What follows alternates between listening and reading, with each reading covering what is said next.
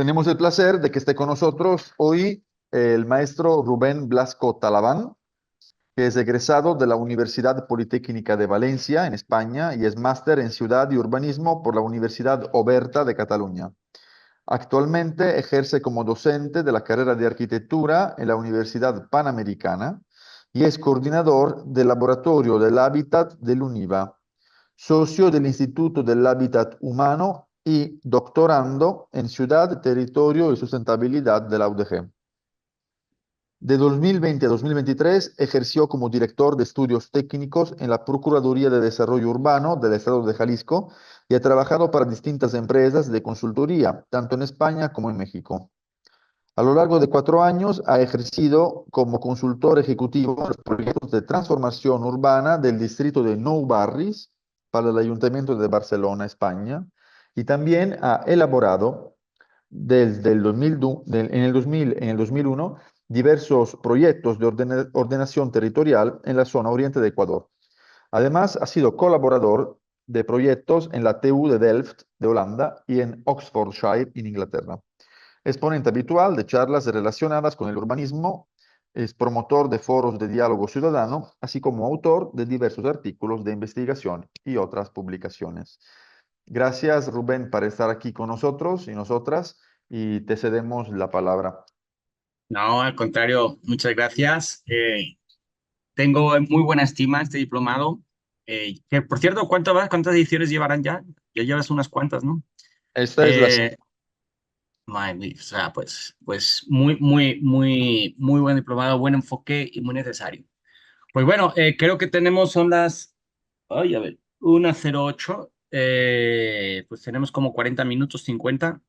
Así que voy a compilar, voy a ver si puedo compartir. A ver, no sé si estoy viendo ya algo. Sí, sí se ve. Vale, pues muy bien. Pues comenzamos. Por mi parte no hay problema si me queréis interrumpir en cualquier momento. De hecho, voy a ir dejando como huecos y espacios por si alguien quiere ir comentando.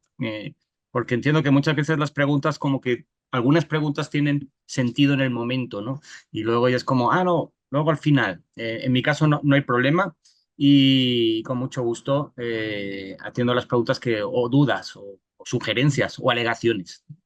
Bueno, pues la charla se llama Transiciones de la vivienda colectiva a la vida pública, quizás no necesariamente solo en lo colectivo, y la idea es generar una mirada del habitar desde el afuera. Es decir, muchas veces desde la práctica arquitectónica nos centramos mucho en el interior, ¿no? El mundo privado es casi el universo principal y fundamental, ¿no? Entonces, aquí el punto es mi expertise o mi práctica profesional o mi experiencia está muy relacionada con el espacio público, con el urbanismo, ¿no? Y entonces me gusta también, o creo que es pertinente, el ver cómo enfocamos la vivienda desde afuera, desde el exterior, ¿no? Y cómo impacta, ¿no?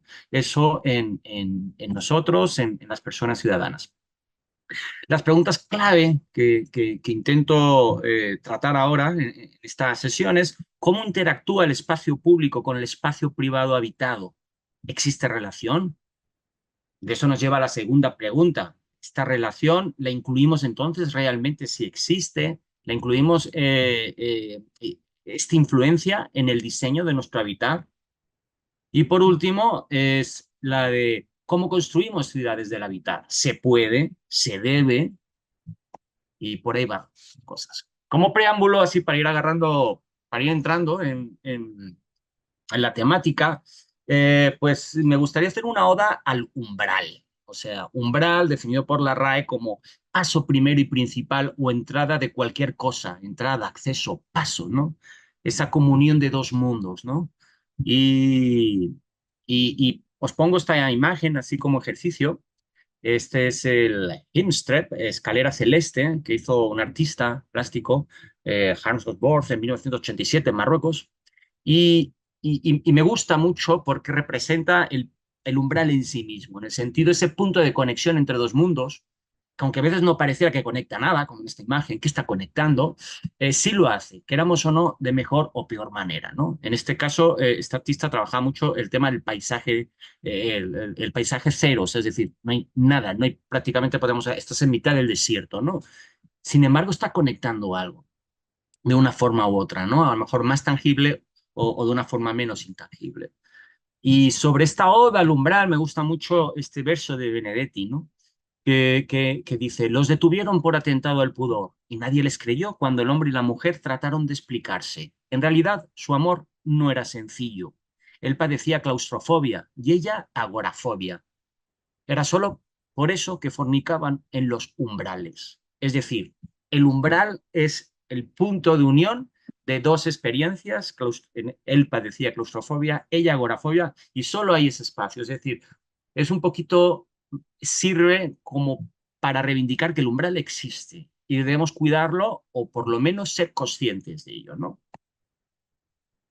A lo mejor a alguien se le ocurrió y dice, "Bueno, se tiene que ir usted a Marruecos y poner un ejemplo de artista alemán y tenemos aquí la gran puerta de Fernando González Cortázar". Pues sí, pero me gusta más el ejemplo en Marruecos en el sentido de que no hay paisaje, o sea, eso es también un umbral, esta puerta también es un umbral, pero está ya dentro de un tejido urbano, forma parte de un parque, es decir, tiene unas connotaciones diferentes, ¿no? Pero bueno, sirva también esta pincelada para reivindicar a González Cortázar y su magnífica gran puerta, pues que no hace mucho ya también fue afortunadamente remodelada, que falta decir. Y luego, por otro lado, en este preámbulo, recordar este dilema clásico de oikos contra polis, ¿no? Es decir, lo privado contra lo público.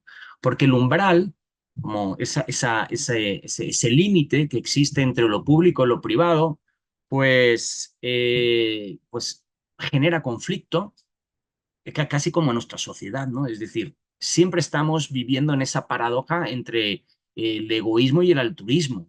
Por un lado es, sociedad, todos hermanos, todos agarrados de la mano, tenemos que mirar. Y por otro lado está, no seas tonto, sé listo, agárrate esto para ti, asegura lo tuyo. Estamos siempre en este permanente conflicto que es la sociedad, o sea, dentro de la sociedad, que en el fondo es pues, lo que ya planteaba en el mundo clásico, ¿no? Muchas veces nos lo llevamos al terreno del discurso ideológico o político, ¿no? Pero realmente ya desde los tiempos clásicos, pues ya veíamos como esa relación entre la casa como sistema y propiedad, que representa los intereses individuales y familiares, y la polis, ¿no? Como la ciudad como sistema y con ella el espacio público, que representa los objetivos, los intereses colectivos de la comunidad, ¿no? Bueno, de esa interacción de dos mundos o de dos representaciones, pues podemos generar conflicto cuando el oikos queda como una parte excluida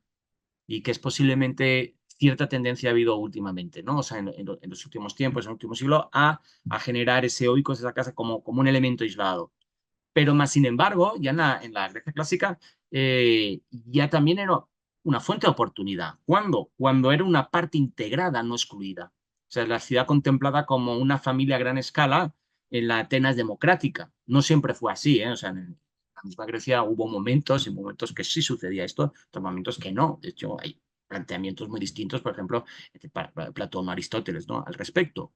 Pero en cualquier caso se sentía el espacio público como extensión de la casa. Y ese concepto es bastante interesante, ¿no? Y posiblemente dio a prácticas y a procesos sociales bastante interesantes desde ese punto de vista. Pero bueno, lo que vengo a hablar o lo que vengo a comentar es más bien para decir, de lo que voy a hablar, esto ya viene de muy lejos, ¿no? En el tiempo. Los apartados que os presento es primero abordando el problema, el qué y el por qué. Luego, ¿qué consideraciones hemos de tener? ¿Qué elementos a tener en cuenta? La tercera parte sería propuestas o soluciones, o sea, hay una problemática, hemos hecho unas consideraciones y dices, bueno, pues ¿qué propuestas o qué podemos hacer al respecto? Y luego, pues, dejar también un tiempo para preguntas y inquietudes. Entonces, vamos con la problemática. Como decía Murakami, ¿de qué hablo cuando hablo de? ¿No? Él decía de correr, en este caso, ¿de qué hablo cuando hablo de estas transiciones o por qué o cuál es el detonante, ¿no?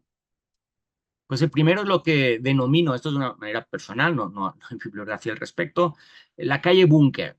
Es decir, esa calle de efecto túnel, impermeable, inhumana, desolada, ¿no? Creo que somos, de alguna manera, nos es cercano esta situación, ¿no? Sobre todo aquí en Guadalajara.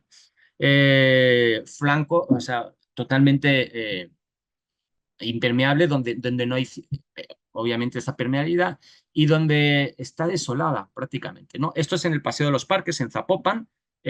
Obvio que también influye, ¿no? Que es un desarrollo horizontal, donde la extensión de los lotes es extensa, ¿no? Y eso ayuda, pero de alguna manera es una tendencia, ¿no?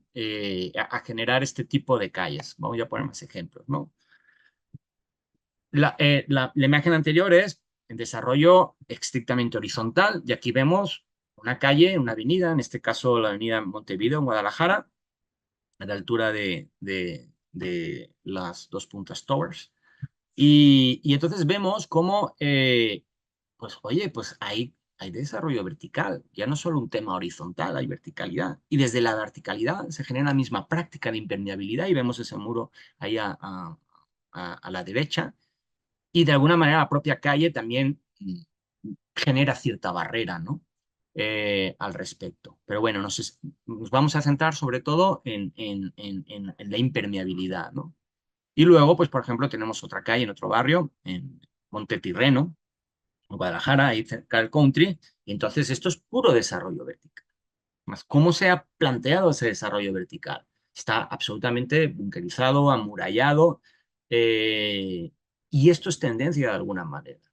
Desde el urbanismo siempre hemos preponderado la conveniencia de la densidad, y eso es bueno y nos puede traer, pero no cualquier densidad o no cualquier forma de densidad, porque muchas veces es que, con que sea densidad ya es buena, cuidado. De alguna manera, esta forma de diseñar, de planear o de proponer estos espacios verticalizados tienen componentes de fraccionamiento cerrado, de cotos, y con unas consecuencias pues no amigables con la comunidad o con el conjunto de una ciudad pensada para las personas.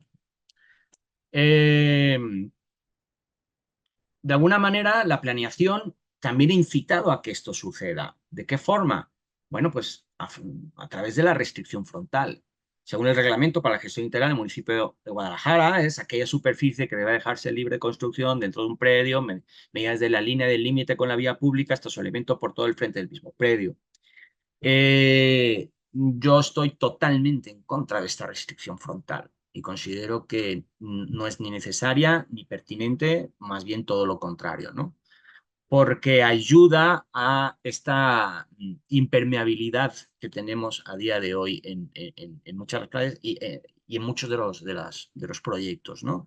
Entonces se genera como ese espacio en el cual no puedes construir, con lo cual el paño queda absolutamente retranqueado, esos 3 metros, y entonces, pues ¿para qué lo utilizamos? Bueno, pues como viene aquí en esta sección, pues, bueno, pues al final es el espacio perfecto para dejar el vehículo, ¿no? Entonces ya es casi ya estás condicionando a que lo primero es el vehículo. Y claro, como vivimos tiempos un poquito paranoicos en temas de seguridad, es obvio que ese cancel que en principio debería de ser o se había pensado para que fuera permeable, pues todo lo contrario, lo queremos pues cuanto más alto mejor y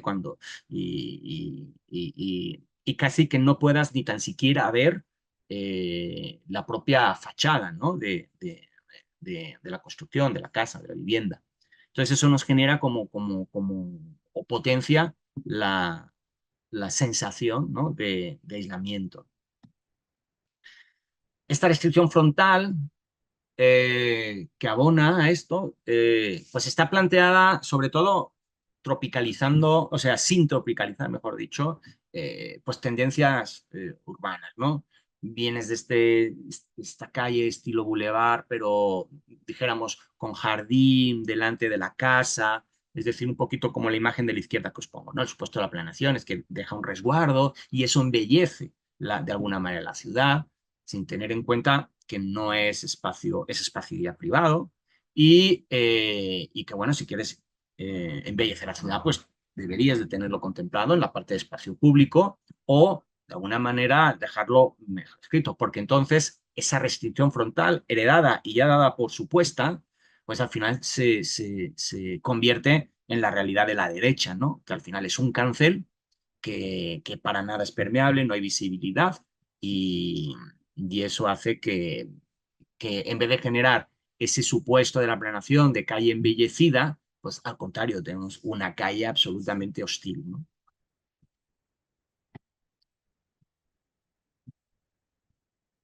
Alguien podrá pensar, hombre, es que se está yendo a determinadas zonas, ¿no? Muy concretas de la ciudad. Entonces, bueno, vamos a ver qué pasa aquí más hacia el centro y ya en desarrollo vertical, porque he puesto ahora antes ejemplos de desarrollo horizontal, pues vemos que sigue ocurriendo y esa práctica sigue existiendo, ¿no? Entonces tenemos aquí en la calle Guadalupe 1 pues esta fachada, esta sección, y se cumplen aquí varias de las características, ¿no? Por un lado, gran frontón de acceso para el vehículo, ¿ok? Y luego vemos cómo están retanqueadas, ¿no? Están diferenciadas lo que es la parte de la derecha, incluso se sale del paño, dijéramos, se queda retranqueado lo que es la entrada. Siempre la entrada peatonal va a ser mínima, o sea, es decir, no es relevante la persona caminando, no es una bienvenida, es más bien, uy, debe ser que se te estropeó el vehículo y entonces, bueno, pues tendrás que entrar de alguna otra forma que no sea por el portón del estacionamiento. Y, y otra de las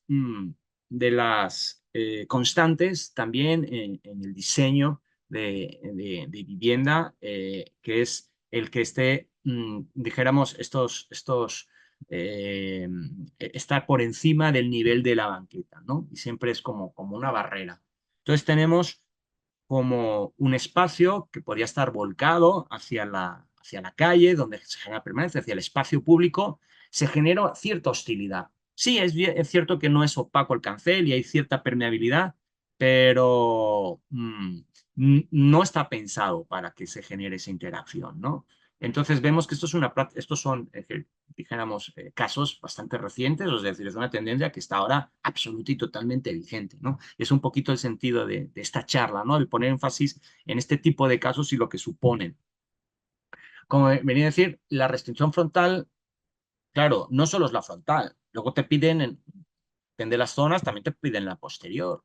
Entonces, de alguna manera, cuando solicitas que restricción frontal, posterior, otras veces lateral, de alguna manera achaca algo que voy a reivindicar un poquito más adelante, que es la casa-patio convencional, ¿no? Entonces, oye, si ya me estás pidiendo que me estás pidiendo espacio por delante, otra franja por detrás, pues, ¿en qué momento voy a hacer una casa-patio? O sea, es decir, ese sistema lo estás, de alguna manera, desde la planeación, estás ayudando a que no suceda cuando deberíamos de reivindicar mucho la traza, ¿no? de la casa patio convencional.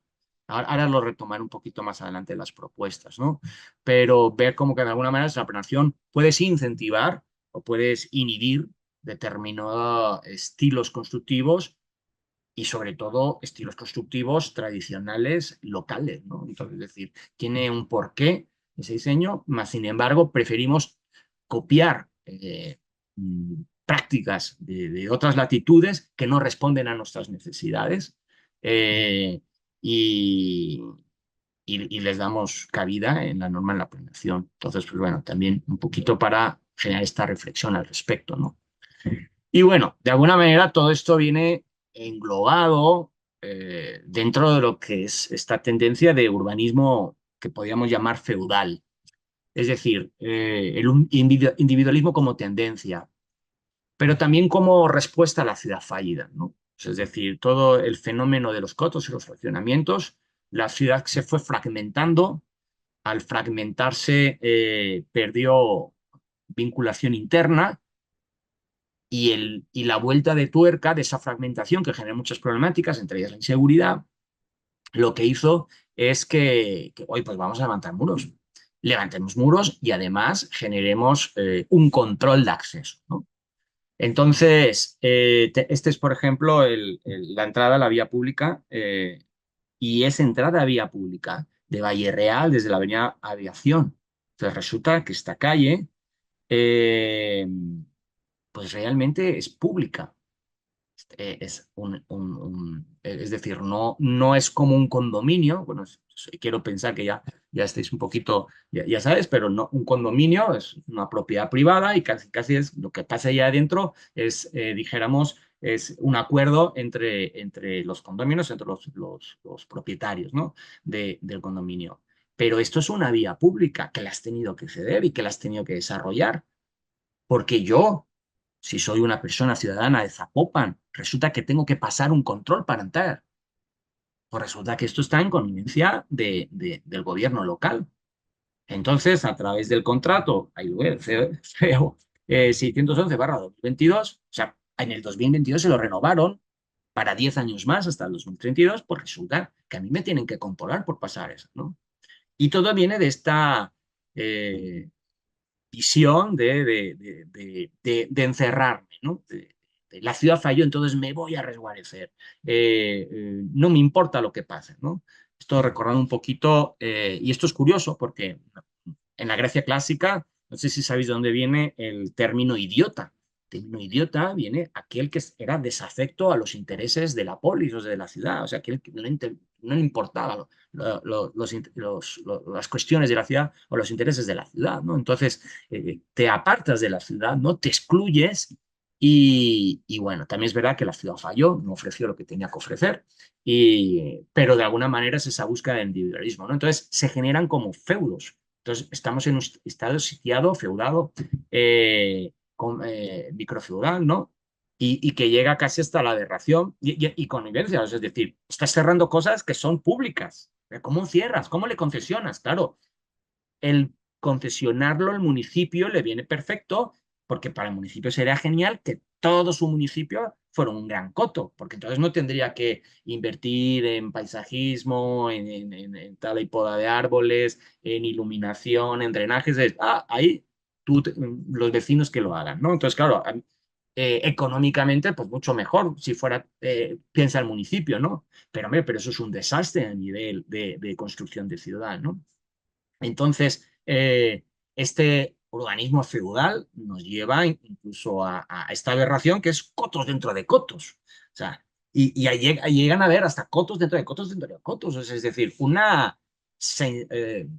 un nivel máximo, ¿no?, de paranoia en la seguridad, cuando muchas veces es percepción también. Hay que recordar que si tienes un vigilante a la entrada, ¿quién es ese vigilante? ¿Cuánto cobra? ¿Va a cobrar 20.000 pesos? Lo dudo mucho. Está cobrando 10.000, 12.000 como mucho, y esa persona sabe cuando entras, cuando sales, cuando tu casa está vacía. O sea, es decir, es súper fácil estar compinchado con alguna otra persona para que te roben o cualquier otra cosa, ¿no? Pero la percepción que tenemos es de mayor seguridad, ¿no? Entonces, y eso socialmente se valora y cada vez es lo que más se demanda, ¿no? Pero bueno, no deja de ser una aberración en el sentido de construir ciudad para las personas. Luego otras cosas también, por ejemplo, son las áreas verdes y un poquito ese ideal, ¿no?, de baja densidad, ¿no? Mi vecino cuanto más lejos mejor, ¿no? Pero fijaros, por ejemplo, este es Club de Golf Santa Anita, te dices, pues sí, pero muy bonito, pero cero vida pública prácticamente, no hay nadie caminando, ¿no? Entonces, quieres ir a correr o quieres disfrutar de esas áreas y es casi fantasmal, ¿no? Es inquietante, es un espacio. Y veremos por qué es inquietante un poquito más adelante. No es tan solo por una percepción, sino por cómo somos como seres humanos. Y bueno, claro, ahora he dicho, ¿verdad? Es que sí, pero esto es desarrollo horizontal y nosotros estamos en un diplomado de vivienda colectiva. Entonces, pues bueno, eh, ¿cómo le hacemos? Eso no sucede en lo vertical, ¿no? Entonces, está esta vivienda vertical egocéntrica. Pongo este caso porque este caso es muy interesante a nivel arquitectónico. Arquitectónicamente se me hace interesante. Además, si vais por la parte de atrás, donde está el cafecho, donde está Arlecta, se puede ver dijéramos, la parte posterior y está arquitectónicamente, creo que está brillantemente conseguida. Pero pese a que arquitectónicamente es interesante, desde un punto de vista de comunión o de transición, y por eso es esta charla, de transición con el espacio público, es un muro. Entonces, por mucho que lo pongas de verde, no deja de ser un muro, más amable, porque por lo menos han tomado la molestia, pero no deja de ser un muro, no dialoga. ¿Y eso es bueno o es malo? ¿Es interesante o no es interesante para la ciudad? ¿Es lo que debemos de buscar o no? Nos plantea estas reflexiones, ¿no? Sin salir en la colonia americana, en la calle Ledro Tejada, pues tenemos casos como este también, ¿no? Esto es directamente hostil, o sea, es decir, te pongo un paredón de acero, o sea, de puerta, porque lo más importante es el vehículo y cómo llegue.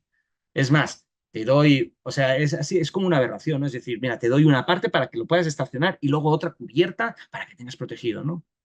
Oiga, ¿las personas dónde o cómo? ¿Cuán de amigable es esto con la ciudad? Oh, ahí está, entran por ese huequecillo. El que se equivoque, que entre por ahí, o el repartidor de lo que sea.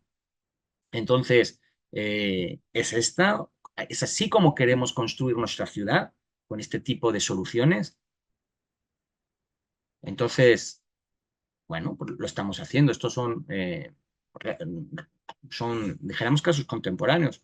Entonces, claro, cuando ves esta serie de cosas, te hacen reflexionar hacia dónde estamos llevando la práctica, ¿no? Arquitectónica. O directamente el confinamiento, en el sentido de, este es el final bueno, donde justamente es Leroy Tejada, entonces aquí en la calle Juan Ruiz de Alarcón, pero es donde topa, se puede ver perfectamente al lado del Santo Coyote, y entonces tenemos esta verticalidad que desde el urbanismo tanto valoramos, pero que ¿cómo está resuelta? Está resuelta como un fraccionamiento, entrada y salida de vehículos y absoluto control sobre quién entra y quién sale, ¿no?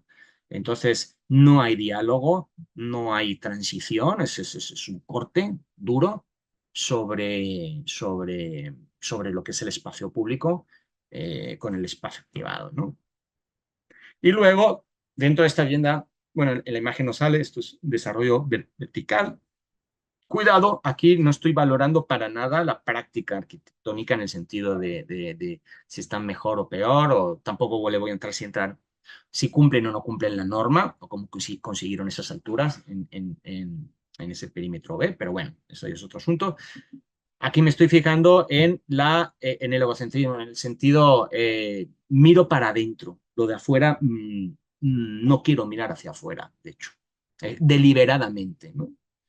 Luego, otra de las características de la vivienda aquí en Guadalajara es elevar, elevar. La entrada siempre, o en muchos casos, seria, ¿no? Híjole, supuestamente, o sea, idealmente es por el tema del agua, ¿no? Llueve mucho. Bueno, no me habléis de lluvia, yo soy de Valencia. Entonces, híjole, allí sí que llueve, como habéis podido ver. Entonces, lastimosamente, híjole, las casas están a nivel, ¿no? Entonces, ¿por qué ocurre esto realmente? Pues ocurre normalmente es por ahorro, ¿no? Es decir, me ahorro excavación y gracias a ahorrarme excavación, pues bueno, genero como este intersticio, este escalonamiento y eso de alguna manera económicamente me va a interesar porque me ha ahorrado parte de esto. Claro, mientras la reglamentación lo permita, sí, pues puedas poner, ¿no? Ahora, pobrecito, si tienes algún problema, has jugado fútbol o algo, has practicado algún deporte y te has roto la pierna, pues sabrás lo que es, ¿no? Y bueno, y si te haces adulto mayor, que es lo que esperamos o deseamos todos llegar, pues tu movilidad se va a ver bien reducida. Entonces, pues bueno, pero no deja de ser también cierta hostilidad o cierta falta de diálogo, ¿no? Es decir, que la accesibilidad peatonal se ve restringida, ¿no? Con estas alturas, ¿no? Ya no solo con el bloqueo, sino además con las alturas. Entonces, es decir, pues deberíamos hacer ciudades en las cuales las entradas estuvieran, los vestíbulos, estuvieran a nivel de banqueta para hacerlo más amigable y también por hacerlo universalmente accesible, ¿no? Requisito que deben de cumplir. Claro, cuando pasa, no, sí, es que puedes entrar por estacionamiento o aquí al lado. Pero con la accesibilidad, valoro mucho la accesibilidad desapercibida porque una manera, o sea, si yo estoy haciendo un proyecto en el cual digo que soy inclusivo. Yo pongo el ejemplo como si Donald Trump hiciera una fiesta, ¿no? Donde va a invitar a negros y latinos. Y entonces llega el momento de la fiesta, sí, estamos en elecciones, yo quiero, vengan negros y latinos a mi fiesta de puro blanquito. Muy bien. Llegas a la fiesta y como latino, usted es latino. Disculpe, usted puede entrar a la fiesta, pero usted tiene que entrar por esa puertecita de allí. ¿Ves aquella pequeñita, fea? Usted entra por allí. Y el resto entra por aquí, por la puerta principal. Pero usted es negro, usted es latino, usted entre por allá. Oye, pues qué inclusividad es esa, ¿no? Pues de alguna manera eso es lo que hacemos cuando digamos, no, usted entre por ese, cuando no, cuando podíamos haber dado otra solución, ¿no? Porque habrá casos que a lo mejor sí que es muy complejo proporcionar una solución de accesibilidad, pero si lo contemplamos desde el diseño inicial, pues oye, la accesibilidad también hay que tenerlo en cuenta, ¿no?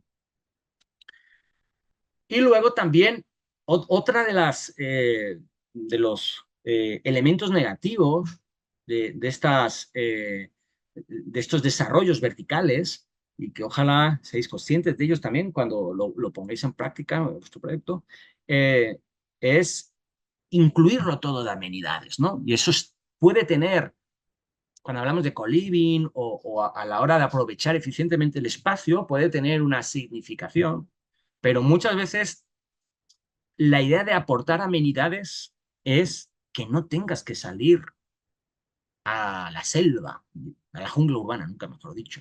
Entonces no salgas, tú quédate. Entonces, por ejemplo, aquí en Dos Puntas Towers, entonces tienes amenidades, por ejemplo, lo que he puesto en singular es un Sky Lounge, que le llaman, muy bonito, se me ha tocado. Eso está a la altura del gimnasio. Entonces tienes gimnasio, tienes amenidades, tienes luego aquí en la parte derecha tienes más amenidades aún, espacios de socialización, tienes un cine dentro, tienes más abajo, pero un poquito el mensaje es no salgas. Y como os he pasado en la imagen al principio, es no salgas y si sal en tu vehículo y se te ocurre salir andando. O sea, salir andando es lo más ordinario que puedas imaginar. Aparte, no va a haber nada, o sea, y te lo planteas. O sea, vas a tener que, para llegar dijéramos, a un lugar para algún servicio al doctor o, bueno, hay una tiendita al ladito justo, pero muy básica. ¿Quieres algo? O sea, pues agarra tu mochila y ponte a caminar para llegar. O sea, no tiene sentido que salgas caminando, ¿no? Y esta es la ciudad que estamos construyendo o bajo modelos de edificios y por supuesto cámaras por todos lados, ¿no? Entonces, esta falta de diálogo, ¿no? Existente, ¿no? Y que muchas veces abundan las amenidades alternas, ¿no? Como si hubiera un espacio público, ahora un ejercicio, podrías incentivar que hubiera diálogo. Pero cuando generas todas las amenidades es casi como, no salgas de tu espacio. Eso deberíamos de considerar si eso es interesante o no es interesante desde un punto de vista social. Bueno, primera parte, examen de la problemática o visualización de la problemática. No sé si tengáis algún comentario. Pero bueno, si no, me podéis parar en cualquier momento igualmente. Ok, problemática. Vamos a ver algunas consideraciones. ¿Qué elementos pueden ser interesantes a tener en cuenta? Yo siempre pienso que o sea, nuestro contexto, nuestro entorno, tenemos que tener conexión con la realidad, con lo que sucede, ¿no? Y si queremos saber cuál es el origen, ¿no? Entonces, pues hay determinados términos, ahora más modernos unos que otros, tenemos feudalismo, cambio climático, sostenibilidad, globalización, estos procesos supranacionales que al final los gobiernos pues quedan un poquito atados de manos, ¿no? Frente a esta fuerza. El neoliberalismo, ¿no? Que potencia mucho ese individualismo, es decir, lo mío es mío y ya está, ¿no? Entonces, oiga, hay gente por... Se rasquen con sus uñas, eso es un problema, no se ha movido suficiente. Oiga, pero es que no tuvo las mismas oportunidades. Yo me tuve que esforzar mucho, ¿no? Pero es que su punto de partida es distinto de esta gente. Bueno, pues bien, individualismo. Pero entre todas estas, me gustaría señalar un poquito la parte de la financiarización, que creo que es lo que nos está afectando, ¿no? En el tema de la vivienda. Sabemos que hay mucha problemática la vivienda y más allá de otros fenómenos que ocurren, para mí el tema de la financiarización, o sea, cuando ya la vivienda deja de ser un derecho y se convierte en bien de intercambio, pues genera estos proyectos que yo llamo hoja Excel, ¿no? Es decir, arquitecto, yo lo que necesito es cuántos metros cuadrados, en qué lugar, a cuántos metros cuadrados y cuánto me tiene que hacer y en cuánto tiempo. Punto. Oiga, que es que dialogue, no me complique la vida. Me da igual quién lo haga, cómo él lo haga. Lo que quiero es, me sale el metro cuadrado a tanto y lo puedo vender a tanto en tanto tiempo. Es decir, ese proceso de financiación no solo está ocurriendo en la vivienda, sino también en otros segmentos, ¿no? Pues es decir, en los 80s o anteriores, ¿no? La figura del industrial era importante, ¿no? El industrial de alguna manera tiene un arraigo con el lugar, ¿no? Si yo tengo una industria y la tengo en tal lugar, genero refrescos o genero cualquier otro tipo de producto, muchas veces hay una vinculación con el territorio.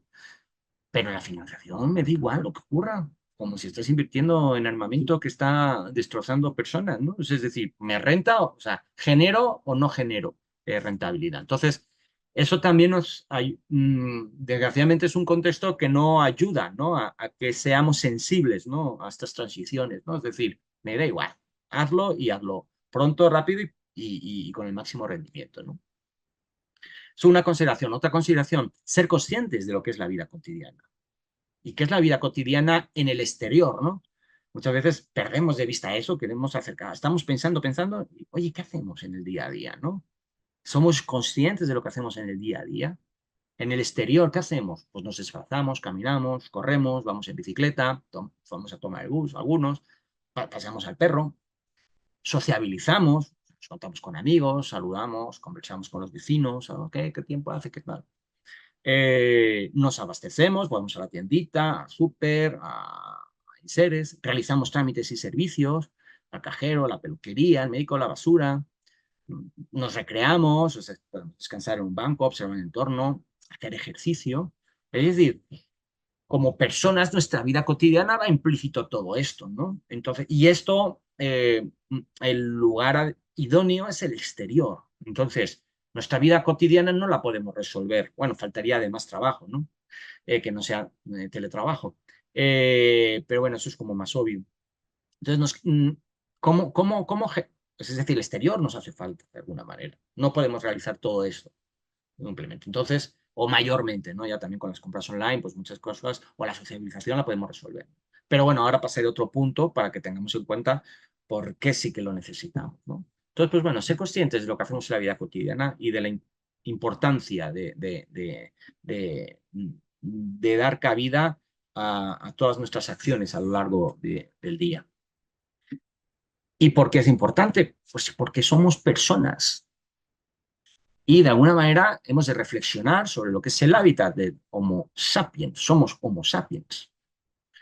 Pongo una imagen, está poniendo gorilas, ¿quiere usted llamar al Homo sapiens gorila? No, o sea, lo que pasa es que muchas veces sabemos más de un gorila de montaña o del tigre siberiano, qué es lo que necesita, qué temperaturas, qué alimentación, bla, bla, bla, bla, bla, y no reflexionamos qué necesitamos las personas. Entonces aquí van algunos puntos. Somos, ante todo, animales sociales. Necesitamos socializar, reconocer y ser reconocidos. No hay nadie, ninguna de vosotras, ninguno es ajeno a esto. Lo vivimos en el COVID, ¿no? Pues es decir, pues sí, pues muy bien, mucha pantalla, mucho tal, pero yo quiero dar un abrazo a alguien. O quiero hablar con gente, no con una pantalla, ¿no? Porque estamos diseñados para eso, no por otra cosa, ¿no? Yo siempre digo que nuestra sociedad es más de perros que de gatos. O sea, el perro es un animal, bueno, que pese a que ya sea artificializado, pero es un animal que pese a que es animal de compañía, su origen es de manada. Lo hemos distorsionado genéticamente y hemos hecho aberraciones con esa especie para que sea animal de compañía, pero es un animal social. Está diseñado para estar en sociedad. Al contrario que el gato. El gato es un animal territorial. Entonces, le vale cacahuate. O sea, de hecho, a las crías, terminados, ya, en cuanto ya puede valerse, es la madre, vete a buscar la vida. Ya te di de comer unos meses, ahora búscate la vida. Búscate tu territorio. Entonces, no está. Más sin embargo, hacemos ciudades cada vez más individualistas, como si fuéramos gatos. Pues es decir, si fuéramos gatos, estaríamos yendo a la panacea. Entonces es una maravilla de ciudad. Estaríamos aislados. Pero somos más como los perros. Somos animales sociales y necesitamos del prójimo. Hay otra de las características también que estamos diseñados para vivir en la naturaleza. Entonces, os recomiendo, nunca sobra, bueno, he puesto el verde, pero coloquialmente se lo llama, nunca sobra la lechuga. Lechuga. Donde quieras, ponle lechuga, ponle lechuga, ponle lechuga. Esto me recuerda mucho el estudio de Tania Quirarte, no sé si lo ubicáis. Cuando entras al estudio de Tania Quirarte, es un pasillo y tiene, o sea, macetas, o sea, o sea, al principio puedes pensar, oiga, que no cuidan aquí las plantas, que no las pueden podar o algo, pero no, está muy padre porque te abraza, te va tocando, es como una limpia casi, ¿no? Pues es decir, eso no nos hace daño y cualquier espacio, por deficientemente mal diseñado que esté o con unas calidades deficientes, si tiene verde, va a ser más amable. Porque estamos diseñados para vivir en la naturaleza, como la rana está diseñada para ambientes húmedos, ¿no? Entonces, pues por mucho que pueda vivir en otros ambientes, bajo determinados contextos, está diseñada para vivir en una chacra, ¿no? Entonces, diseñados para vivir en la naturaleza, eso también lo tenemos que tener muy claro, ¿no? Y el hábitat colectivo es un resultado urbano pertinente porque es el garante realmente, o debe, o debería de ser, como yo lo entiendo, debería de ser, quiero pensar que Graciano está de acuerdo, consciente del espacio común y de todas estas interrelaciones, ¿no? En la propia definición creo que viene, ¿no? Entonces, es oportuno probablemente el hábitat colectivo, ¿no? Porque de alguna manera trabaja o tiene una oportunidad de afinar mucho mejor lo que somos animales sociales, ¿no? Entonces, las personas nos gusta sociabilizar, ¿no? Entonces, tenemos que ver cómo vamos a encajar esa sociabilización ese dilema clásico que os proponía, oikos polis, ¿no? Es decir, cómo mi individualidad y qué comparto y cómo lo comparto. Pero esa es nuestra paradoja. Por un lado, queremos asegurar nuestra supervivencia y lo máximo posible, pero por otro lado somos animales sociales, ¿no? Y entonces todo el rato está chocando y está chocando. Ah, he empezado hablando del umbral. Bueno, no quiero que nadie se lleve, que el umbral es lo único importante, o sea, como la puerta, como la entrada, ¿no? Entonces, bueno, espera, cuidado, toda la fachada, ¿no? Hablan, ¿no? Entonces, las fachadas con sus ventanas, sus balcones, o la ausencia de ellos, su visibilidad, así como las plantas bajas, activas o inactivas, generan transferencias, generan vinculaciones y proyectan información de vida, ¿no? Hay una foto muy bonita, está aquí abajo a la izquierda, la cuadradita. Bueno, a mí me encanta Sebastián Salgado, me parece un fotógrafo que por cierto su mujer se encontró con una arquitecta, él no. Pero entonces dices, y seguro que os ha pasado, a mí me tocó, tuve la fortuna de vivir en la fortuna de vivir en Holanda, ¿no? Y entonces culturalmente, por un tema por un tema, bueno, dice que sí, protestante, no hay cortinas en las casas, ¿no? Entonces, realmente tú vas caminando por la calle y vas viendo dentro, no sé si alguien ha tenido esa experiencia, en más países ocurre, en Norte de Europa, pero bueno, en Holanda es como muy claro, entonces vas viendo todo lo que pasa dentro de la casa, ¿no? Entonces, hay una transferencia, estás viendo, te están dando información de vida y al mismo tiempo desde la casa estás teniendo información del espacio público que está pasando, ¿no? Entonces, no solo el umbral, sino la propia fachada puede genera, ¿no? esa transferencia y esas transiciones de las que estoy comentando. Y luego, el más allá de la vivienda, o sea, más allá del espacio privado, se genera, la vivienda no deja de ser, tiene su hinterland o área de influencia, ¿de acuerdo? Es decir, se generan unas interacciones, ¿no? Aquí pongo, no es caso de vivienda, es una planta baja activa, pero al final está viniendo un vecino que llega, que es un lugar donde comunica, afecta de alguna manera lo que ocurre, ¿no? En este caso es un negocio, pero podría ser la entrada, ¿no? De un edificio. También genera esta sinergia. Entonces, hay una interconexión que va más allá del límite de la propiedad privada. Y aquí pongo, por ejemplo, este ejemplo, una calle que sea permeable, ¿no? He puesto esas flechas, mira, una se me fue, pero esas flechas como tú abres la puerta, ahí está la calle. Hay como una cercanía, hay una escala humana muy interesante, ¿no? Cuando tenemos calles de este tipo que permiten, pues que bueno, que puedas salir, te puedas poner a jugar, porque en cualquier caso ahí tienes una casa, si no es la tuya, es la de un vecino. se genera esa permeabilidad y eso es muy interesante. Hay ventanas, hay obviamente entre puertas, arriba hay más ventanas en los niveles superiores, ¿no?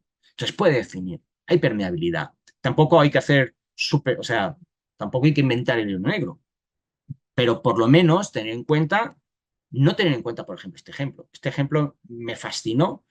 Este es un proyecto de vivienda protegida oficial que se autodenomina vivir en un parque. Y es cierto, por la parte posterior es un parque y conectas con un parque.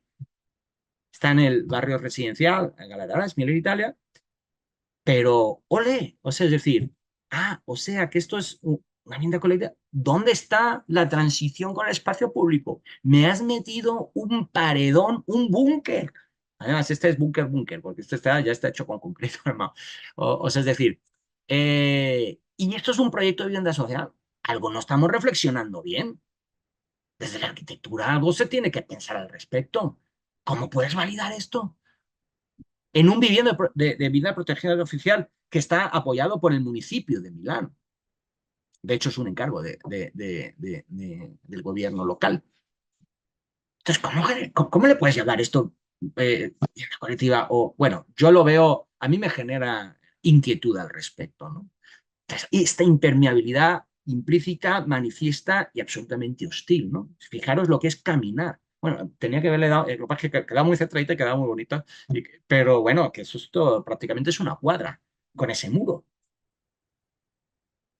O sea, a mí los responsables de esta obra me gustaría decir, ¿ustedes dieron urbanismo? ¿Ustedes entendieron algo de lo que es el urbanismo y de cómo se vincula y cómo tiene que ser? Porque esto, cuidado, si es un encargo privado, pues lo podría entender, o sea, es decir, en el sentido de que bueno, pues si el cliente te dijo que sí, pues bueno, si queremos cobrar el proyecto, pues ni modo, a lo mejor no podría estar más o menos conforme o más o menos condicionado, pero eso es el municipio. ¿Qué estaba pensando el municipio? Esta es la reflexión. De alguna manera, esto sintetiza un poquito esta charla, ¿no? Y pues, no sé cómo vamos por aquí, comentarios. Pues ya voy acabando porque creo que de tiempo ya vamos un poquito justos. Propuestas, ¿qué sí podemos hacer? ¿No? Porque ya hemos visto la problemática, ya hemos visto algunas consideraciones que nos pueden ayudar. ¿Qué podemos hacer? Bueno, yo soy fan, claro, fan de la casa patio. Porque hay una persona que viene ya del periodo clásico. Se especula que también que desde Mesopotamia, ¿no? Desde los sumerios, ya se consideraba casa patio. Está muy relacionada la casa patio con nuestras latitudes, con nuestra climatología, ¿no? ¿Por qué perdimos la casa patio? A mí me parece algo sensacional. O sea, aquí en Guadalajara especialmente. O sea, aquí tienes una climatología privilegiada. Ni mucho frío, ni mucho calor. A mediodía siempre vas a estar calentito. Allá, como hasta ahora, yo voy en manga corta, ¿no? Y ya estamos en noviembre, pero podía ser enero y casi que lo podía. Reivindico la casa patio porque creo que permite este concepto de patio, en este caso, este ejemplo no es de una vivienda, pero viene de esa conceptualización de los patios. Está interesante este libro, La arquitectura del patio, de Antón Capitel, del 2005. Es profesor si no recuerdo mal, de la Politécnica de Madrid. Y entonces, bueno, pero para el objetivo de esta charla, a mí lo que me interesa de la casa patio es lo que he puesto en rojo, el zaguán. Entonces, estas vistas son de casa patio, tanto a nivel como a doble nivel, muy sencillas, muy comunes, o sea, no he buscado así súper proyectos. Bueno, ahora os voy a poner uno para que sea un poquito más bonito, incluso galardonado, pero ya se daban las casas, ¿no? Y la experiencia, yo creo que quiero pensar que todos habéis tenido esa experiencia de casa patio, es la mejor manera. O sea, es decir, estás en el exterior, pero estás resguardado de los dos puntos, que es las fuertes lluvias y del sol. Pero estás como al aire, pero a la intemperie, pero estás protegido. No es sensacional. Entonces, pero claro, como venía diciendo antes, pero claro, en el momento que me obligaron a dejar una restricción delantera o frontal y otra posterior, pues entonces ya, además le voy a dar metros a un patio fuera, fuera. Entonces adoptamos medidas de otros lugares, inhibimos estas maravillas tradicionales que es la casa, este zaguán, ¿no? El zaguán de la izquierda es en la calle Madero, en el centro de Guadalajara, y me gusta mucho esta foto porque habla de primer cancel, siempre permeable, fijaros, no, no es un portón, es un cancel entreabierto. Luego ya dijéramos, yo hago una puerta a puerta que normalmente está abierta, y puedes acceder hasta dentro, que puede ser un árbol, en este caso una fuente, y lo que sucede en la casa, ¿no? En este caso un perro doméstico, ¿no? Entonces, es muy interesante. Estos canceles, aparte, muchas veces se abrían, como el de la derecha. He puesto un ejemplo que no fuera Guadalajara para que veamos que esto es típico de la traza novohispana. Es decir, este caso es en Lima y también se está dando y por supuesto, pues, bueno, viene del impluvium de romano, ¿no? O sea, es decir, esto en los países que compartimos esta climatología parecida, pues, sensacional. Y esa casa patio donde además el zaguán es justo una maravillosa transición de lo privado a lo público. Cuando está abierto ese cancel, tradicionalmente se abría y pues había agua incluso, ¿no? O había donde sentarse. Entonces, es decir, puedes hacer uso en determinado momento, ¿no? Es privado, sabes que es privado, pero genera una transición maravillosa. Entonces, soy firme defensor de la casa y del zaguán, ¿no? Y bueno, casa patio verticalizada, ¿no? O sea, también ir pensando en la verticalización de la casa patio, o sea, no solo como la casa más tradicional que tenemos, que es de un solo nivel, sino que podemos escalarlo. Y nos lleva a lo contemporáneo y este proyecto que se me hace sensacional, que a lo mejor ya lo habéis visto, supongo que ya lo habéis visto ahí en el libro, o pocos faltará, pero a mí me parece muy interesante, por distintos motivos. Que aquí sí ya nos hace pensar en la vivienda colectiva, construir la colectividad para construir ciudad. Entonces, para empezar, las transiciones, para ir acabando, no quiero extender ya mucho más allá de lo físico, la dimensión social del espacio habitado. Es decir, ya no solo la construcción, las interacciones que permites que sucedan o que no sucedan, ¿no? Y desde el punto de vista del abastecimiento, de la vida cotidiana que habíamos dicho, entradas, salidas, o sea, pero en este caso además la dimensión social es más bárbara todavía, en el sentido que, bueno, quiero pensar que ya conocéis este caso de la Borda en Barcelona, en el cual es en vivienda cooperativa. O sea, los propios habitantes son los que han participado en el proceso, ¿no? Entonces, es más social todavía, es decir, cómo podemos producir vivienda, ¿no? Desde una mentalidad, a lo mejor no la convencional. Entonces, muy interesante por tanto. Es decir, y la vivienda como productora de espacio común genera espacios comunes y aquí está, de hecho, vemos ese megazaguán, casi casi, que genera ese lenguaje. Y luego, como buena casa patio, aunque no, fijaros, tiene un patio interno. O sea, es decir, tiene mucha lógica desde muchos puntos de vista. Entonces, personalmente se me hace un proyecto muy interesante, pues desde cómo se aborda. No digo que todo se tenga que hacer así, cuidado, necesariamente, pero que es interesante y que reúne muchos elementos desde lo social de lo físico también. Entonces, pues yo creo que es evidente, ¿no? Entonces, bueno, quiero pensar que lo conocéis, si no, ya se estáis echando un clavado, ¿no? En este proyecto. Y luego, también como propuestas, pues bueno, recomiendo también este libro, Soft City. Eh, hay muchos libros que creo que están mal traducidos y este es uno de ellos. Entonces, esto pasa como la imagen de la ciudad de Kevin Lynch. Claro, tú lees la imagen de la ciudad de Kevin Lynch. Oye, pues me va a hablar de aspectos visuales, estéticos, ¿no? Y la imagen de la ciudad. Pero no, es el imaginario de la ciudad, ¿no? Entonces, que es distinto, no de imagen, sino de imaginar, ¿no? O de lo que percibimos. Pues esto igual, ciudad suave. ¿Qué es una ciudad suave? O sea, es decir, hijos, tendrían que haberlo traducido anglosajonamente, se entiende soft city, pero tener ciudad amable. O sea, creo que un título más pertinente, o si alguien tiene interés en este libro, o ya lo ha leído, si le pone en vez de ciudad suave, ciudad amable, o sea, lo va a entender mucho mejor. Y entonces me gusta mucho porque trabaja mucho cómo son las interrelaciones, ¿no? Incluso tiene estos dibujitos tan interesantes y entonces vas viendo lo que pasa dentro de la casa y cómo interrelaciona con el exterior, ¿no? Entonces, es muy interesante. Entonces, bueno, os recomiendo mucho este libro de David Visin, que es un discípulo no, bueno, de Jangel, es que ahora voy a hablar también de Jangel.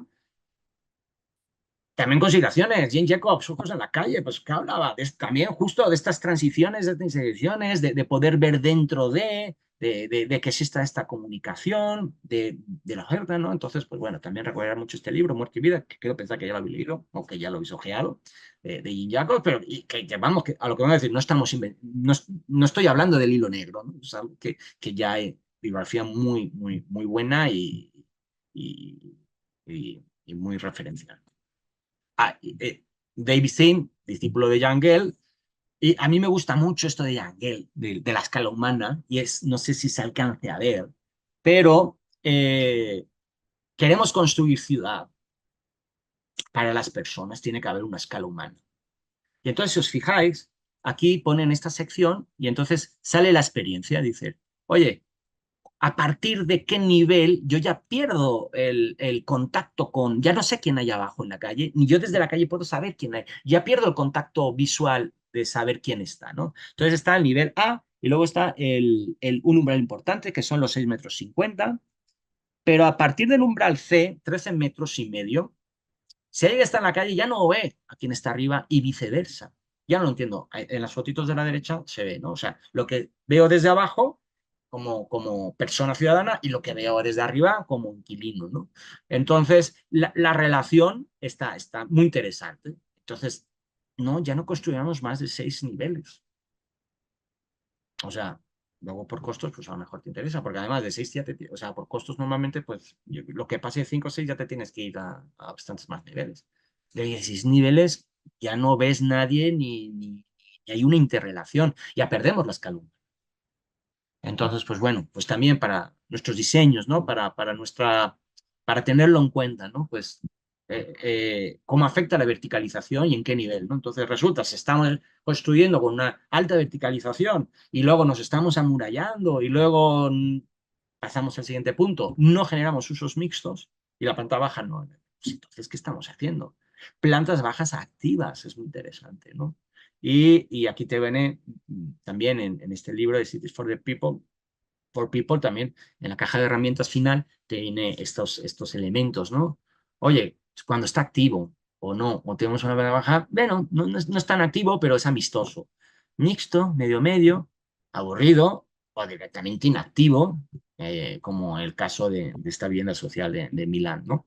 Entonces, bueno, también nos habla mucho, ya voy cortando, ya me estoy pasando. Tampoco hay que invertir el dinero. Están las unidades habitacionales, muy brillantes, brillantes e interesantes ejemplos. Esta me gusta mucho la intervención que hizo Rosana Montiel en Azcapotzalco, en Ciudad de México, de integración del espacio común. Un espacio común que además no está limitado solo a los vecinos. Ahí puede haber un vecino del entorno que puede llegar sin ser de la propia vivienda, ¿no? Y entonces me gustó mucho cómo lo trabajó y cómo le dio un vuelco a algo que normalmente tiene una connotación, bueno, es el típico jardín interior que está absolutamente degradado, ¿no? Y le dio una dignificación, creo, bastante interesante. Pero no nos tenemos que ir.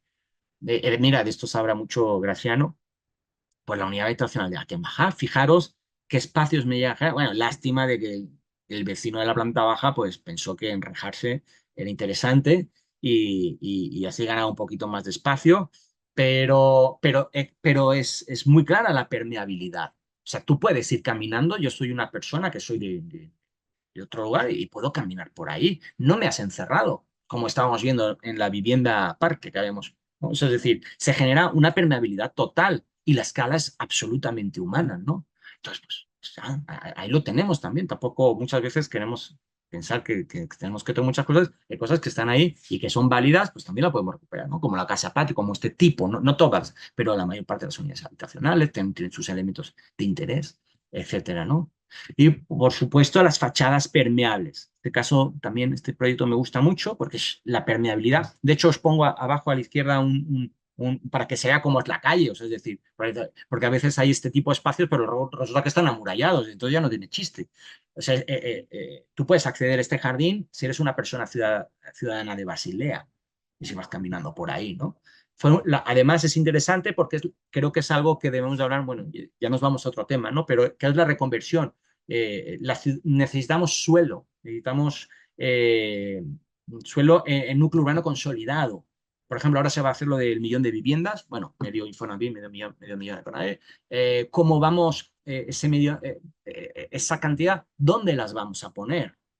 Oye, los espacios industriales están cada vez, se han quedado de alguna manera inundados, ya no son tan, muchos incluso ya se han abandonados. Oye, recuperamos los espacios industriales. En este caso era un antiguo almacén de vino, oye, lo transformo en vivienda, en espacio habitable, ¿no? Y creo que con mucho acierto. Entonces, fijaros cómo las plantas bajas son activas y el lenguaje, ¿no? Es decir, se genera una permeabilidad. Entonces, yo quiero una ciudad más así, que no como la del paredón, ¿no? Ese muro, ¿no? Y en definitiva, pues eso. Y esto ya como ya pincelada, esto ya es casi, mira, pues porterías o entradas amables, visibles. Me gusta mucho el diseño, aunque no es un ejemplo, porque realmente hay una plataforma y no es realmente accesible, pero las Torres Blancas de Madrid, que se hizo bueno, se finalizó en el 68, el proyecto fue del año 64 y es de Javier Sáenz de Oiza. Muy interesante ese proyecto. Esto es otro fuente del croquis. Y luego también este proyecto de la biblioteca de la Universidad de Monash en Melbourne, Australia, que es como atractivo, es como la entrada, ¿no? Volviendo un poquito al principio de la entrada, ese atractivo, ese lugar de intercambio, entra, salgo, es decir, le doy una importancia a ese espacio y lo diseño con ese criterio, ¿no? Es interesante. Y bueno, pues hasta aquí, preguntas, conclusión. Quiero pensar que las preguntas iniciales que había hecho, ¿cómo interactúa el espacio público con el espacio privado y habitado? ¿Existe relación? Creo que hemos abonado para eso.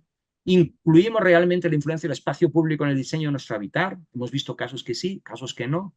Y la reflexión final, ¿cómo construimos ciudades de habitar? ¿Se puede? ¿Se debe? Y bueno, pues con esto, no sé si quede alguna pregunta o ya os he anestesiado. Muchísimas gracias a Rubén por tu aportación. La verdad ha sido una plática muy interesante y muy amena poderte seguir en todo ese recorrido, ¿no? Muchas veces quien diseña vivienda vertical, no quiero decir colectiva, porque a veces ni llega a ser Exacto. colectiva, no tiene en cuenta, ¿no? Esta parte tan importante que es la parte de la relación, ¿no? Los pies que tienen los edificios, ¿no? Y cómo los edificios se relacionan con la ciudad. Y me ha parecido muy interesante todo este recorrido que nos diste en la primera parte en la ciudad de Guadalajara, ¿no? Donde muchos edificios que mostraste son nuevos, ¿no? Unos más que otros, pero hablamos de los últimos 5 o 10 años. Por cierto, algunos de arquitectos reconocidos, ¿no? De renombre, que al final cuidan posiblemente pues la pieza arquitectónica, el detalle y mucho como la poética del objeto, pero muy poco, ¿no? La relación con lo que es pues el entorno, ¿no? Cuánto le aportan a la ciudad. Creo que es muy interesante incluso como luego haces referencia al hecho de que muchas estrategias que se pudieran volver a utilizar al día de hoy para poder generar esos espacios de transición, esos espacios de sobreposición público-privado, vienen de la arquitectura, digamos, de una cierta forma antigua, ¿no? De la arquitectura que se ha generado y que posiblemente no era víctima muchas veces de unas normatividades ciegas, ¿no? O míopes que no veían, ¿no? Como, que no veían como a la distancia. Yo aquí me gustaría dejar la palabra a los demás, si tienen alguna pregunta o aportación, porque creo que ha sido una reflexión de verdad muy interesante, incluso sobre este contexto pues, de Guadalajara y mexicano en general en el cual vivimos, ¿no? Donde se está dando ahora este tema de la verticalización. ¿Alguien aquí o en línea? ¿Tú, Santiago? Paso el micrófono.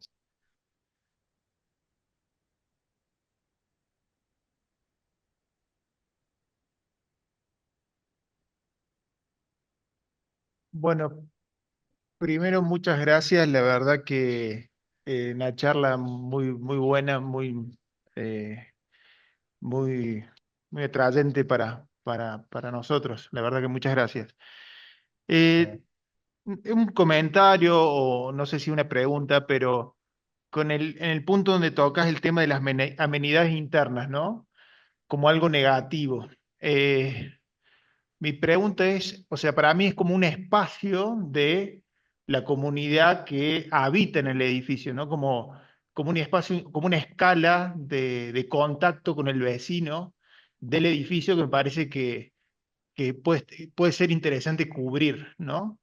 Por ahí pienso que la planta baja podría ser el lugar para hacer como esa transición entre lo público y lo colectivo.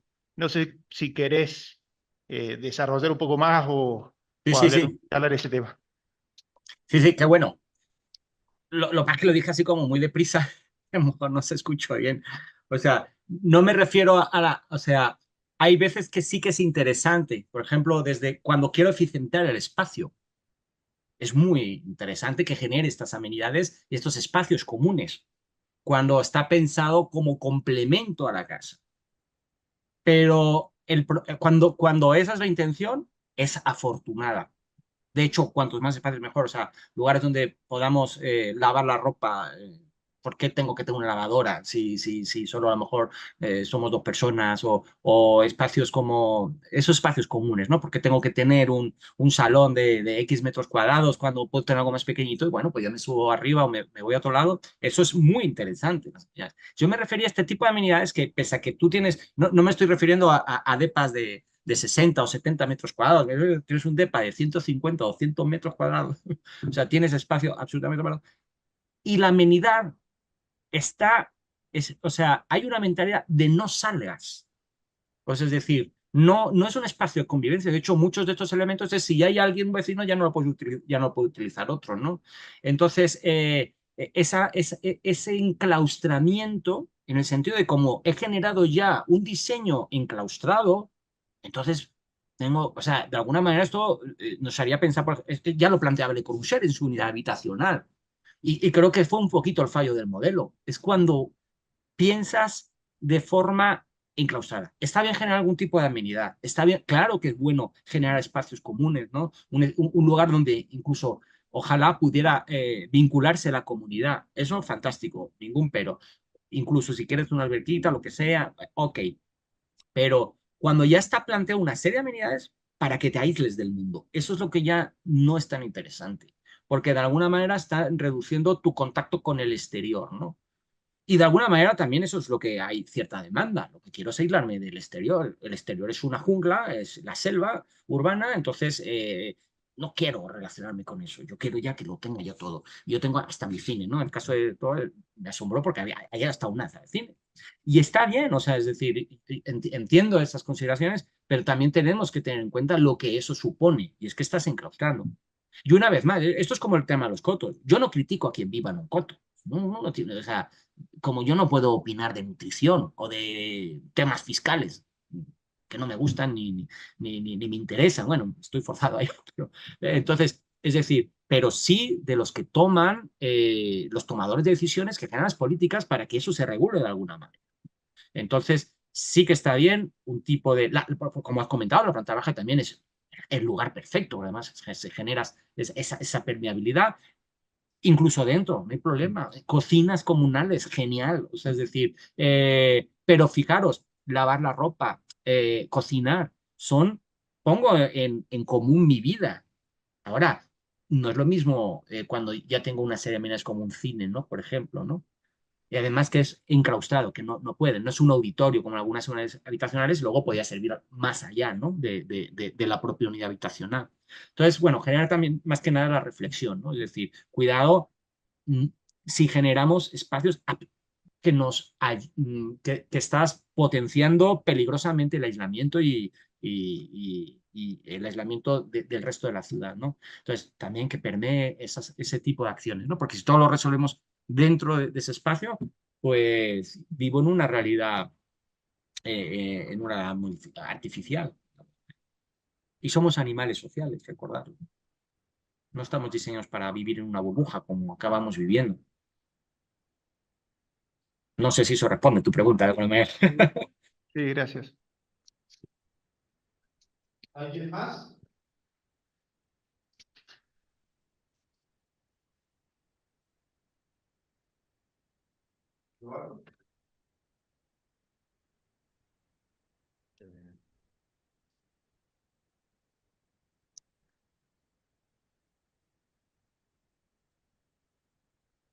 Hola Rubén, muchas gracias por la presentación. Yo tenía una duda. En el diploma se nos enseña mucho a hacer ciudad, y de cómo la vivienda puede generar estos espacios. Y en otros contextos creo que puede ser muy interesante. Pero, por ejemplo, analizándolo aquí en Guadalajara, como tú dices, hay una paranoia, o sea, acerca de la seguridad. ¿Qué tanto el espacio público-privado es beneficioso? O sea, mientras todo lo demás se cierran, ¿qué pasa cuando uno se abre y qué tan bueno puede ser esto en un contexto hablando específicamente de Guadalajara? Sí, esto me acuerda. Deberían de ustedes escuchar mi otra charla sobre seguridad espacio público. Sí, porque eso es un tema que también me apasiona enormemente. Y bueno, para empezar, hemos de darnos cuenta que la inseguridad no es un mal espontáneo, no es un mal divino que no van a tener ustedes. La seguridad o la inseguridad es una consecuencia de otras cosas y de cómo hemos planteado la ciudad principalmente. Hay una relación muy fuerte entre, bueno, la causa principal de la seguridad, o mejor dicho, la inseguridad, es la desigualdad. Eso para empezar. Mientras no arreglemos eso, ya podemos poner todos los policías en la calle que queramos, ya podemos hacer, al no ser que tengamos un Estado absolutamente controlador. Queremos, o sea, es decir, esa solución es la que queremos, bueno, en fin. Pero es una consecuencia desigual. Tenemos que abordar eso. Desde el urbanismo puedes trabajar mucho y desde el espacio público también. Es decir, cuando tú tienes un espacio digno, habilitas o condicionas o facilitas un comportamiento digno social. Si yo tengo un espacio hostil, un espacio degradado, potencio, condiciono a un comportamiento hostil y degradado. Entonces, eso es lo que debemos de ser conscientes. Por eso es como vivir en Loncoto. Yo a la persona, o sea, yo no sé si esta es una buena analogía, pero esto es como, vamos a pensar en un lugar donde no hay agua, un lugar desértico, ¿de acuerdo? No hay casi agua. Ok, muy poca agua. Entonces resulta que hay una pequeña población y hay muy poca agua. Hay tanta poca que no hay para lavar los enseres, o sea, ni para los baños, ni nada por el estilo. El agua es algo, un bien escasísimo. Pero dentro de esa población resulta que hay un lugar donde tienen agua, tienen hasta alberca. Entonces, tú, pero eso sí, tiene un costo. Tú, si tienes la posibilidad o el costo no es un problema para ti, prefieres vivir donde no haya agua o donde haya agua. ¿Prefieres donde no puedes ni lavarte las manos, donde no tienes casi ni para tu consumo propio o donde hasta tienen alberca? Entonces, claro, pues uno bajo una percepción, porque luego, como digo, lo de la seguridad en los cotos también es algo que es revisable. Entonces, yo no sobre el individuo, pero sí sobre las políticas que hacen que no sea todo parejo. Sí, por ejemplo, las políticas en las cuales el espacio público está total y absolutamente olvidado a su suerte, abandonado totalmente. Tenemos un presidente municipal, ahora gobernador, que se le hincha el pecho de decir que es el espacio público lo más importante que puede haber para un gobernante. Que cuando le pinten su cuadro de gobernador, quiere que haya espacio público detrás, porque ese es el gran legado que puede dejar un gobernante. Pero cuando ha pasado por un municipio, no ha habido una dirección de espacio público. O sea, ¿qué incongruencia más grande? Oye, si es importante, tendámoslos adecuadamente. No. En Zapopan hubo un proyecto de vincular el espacio público. Pero al final, no, pues es que ¿para qué? O sea, ¿para qué lo hacemos? Si movilidad ya está, y parques y jardines ya está, y obras públicas ya está, pues ¿para qué creamos una dependencia extra? de ese nivel. En el trasfondo estaba que se asociaba espacio público a proyectos caros. Y entonces me dijeron, no, esto nos va a costar un ojo. De esa magnitud la ignorancia. Entonces, trabajar el espacio público es trabajar la seguridad. Si tú tienes un espacio, un contexto digno, la conducta va a ser digna. Ahora, el problema es que en un contexto degradado, de repente yo me ponga de pechito, ¿no? Y entonces yo diga, pues claro, existe un problema. Cuidado, esto hay ejemplos, por ejemplo, con el mobiliario, ¿no? Una de las escuchas, no, es que hay que poner mobiliario porque es que lo revientan y tal. No, en esa colonia sí que es cierto, pero cuidado, hay una curva. Cuando tú pones un mobiliario en una colonia que supuestamente, que está dijéramos así, destrada en términos de degradación de espacio público, pues claro, tú pones un elemento, pero al final, cuando la comunidad se lo apropia, ya lo asume, ya no se vandaliza. Y generas y generas otro tipo de dinámicas. Entonces, claro que el espacio público es vital para poder. El problema es cuando yo ahora me estoy acordando un poquito del tema del Distrito Tech, ahí en Monterrey. Oye, tuvieron 2 asesinatos de estudiantes, o sea, problemas de seguridad grave, y al final deciden tumbar las bardas. Oye, ¿cómo abres la barda? ¿Cómo nada? Bueno, es que la barda justamente te va a hacer un buffer de interrelación y te va a hacer un espacio más seguro. Entonces tenemos que generar una legibilidad. Claro que va a haber casos puntuales, pero en los casos puntuales, ni en un coto encerrado con 3 metros de altura, si van a por ti, van a por ti. Entonces es muy importante. Sobre todo yo le doy la pelota, la tiro al tomador de decisión de las políticas públicas, porque creo que es realmente quien pone las reglas del juego. Sobre esas reglas del juego, la gente ya va a jugar. Entonces, claro, pues si me pones este contexto, pues yo haré esto. Si la gente me pide tal cosa, o sea, tampoco creo en el heroísmo, ¿no? No, o sea, se valora mucho y desgraciadamente muchos tenemos amor propio y lo seguimos, pero tampoco puedo pedir yo que, es como el transporte público, yo no puedo pedir que todo el mundo vaya en bicicleta, porque sé que es peligroso. Oye, yo la uso, intento usar el transporte público, también tengo vehículo privado y me lo puedo permitir si, cuando puedo elegir una u otra, pero yo entiendo que la gente no lo utilice porque es un contexto que no amerita. Pero es la política pública la que tiene que incentivar que exista el contexto adecuado para que se generen las dinámicas adecuadas para la sociedad en su conjunto. No sé si eso responde a tu pregunta. Sí, muchas gracias, Rubén. Bueno, muchísimas gracias por tu intervención, la verdad. Y nada, gracias por tu participación. Pues muchas gracias a ti, Graciano, y mucho gusto. Y bueno, darle la enhorabuena a todos tus alumnas y alumnos porque están en un diplomado que vale mucho la pena, me consta. Gracias. Bueno, pues que estés muy bien. Feliz fin de semana. Bye. Bye, bye, bye.